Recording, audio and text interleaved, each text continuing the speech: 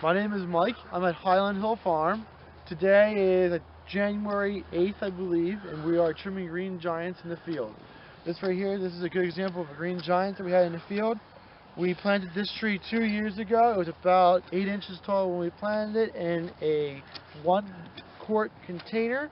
And this is the first time we are pruning it, so you can see that it did grow fairly fast for us. There was 2 full growing seasons that's been in the ground now.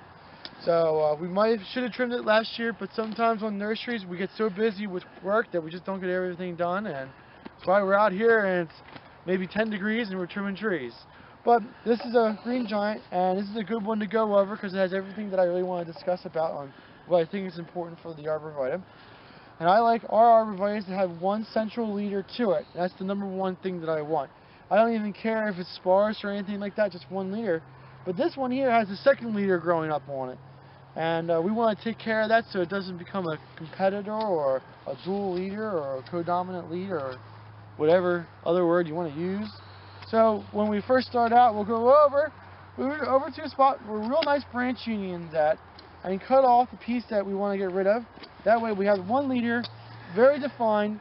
There's no any ifs or ors about it. So we got our one leader. Now, since it's a little bit thin, and not many people really like to have a real thin tree, we're going to go through and we're going to prune this guy down. And I could either cut it here for a light prune, or here for a little bit heavier of a prune. But since this is so sparse, we're going to do a little heavier of a prune. Then we're going to go on the sides and tip back the sides a little bit. And that's to encourage these guys here or these guys there to take over as central leader. The closer that the central leader is, the new leader coming in, to the old leader, the stronger it will be. So we're kind of hoping that this one here will take it, but if not, we have a couple extra spares to take over it. Since we trimmed those two, we're going to do the rest of the tree so it keeps its shape. And not all arborvitaes are the same, and each grower that you go to has a different ratio of height to width that the trees are. And for these guys here, these are spacing, very nice spacings. You can see the row spacing in between each tree is grand. So these guys here will probably become a little bit larger of a tree, maybe like around 8, 9, 10 foot tall, and that'll be there in maybe like 2 to 3 more years they'll be there. And so we go through, we just trim off a little bit of the sides, we make sure that all the tips are trimmed everywhere to encourage this interior growth to come out.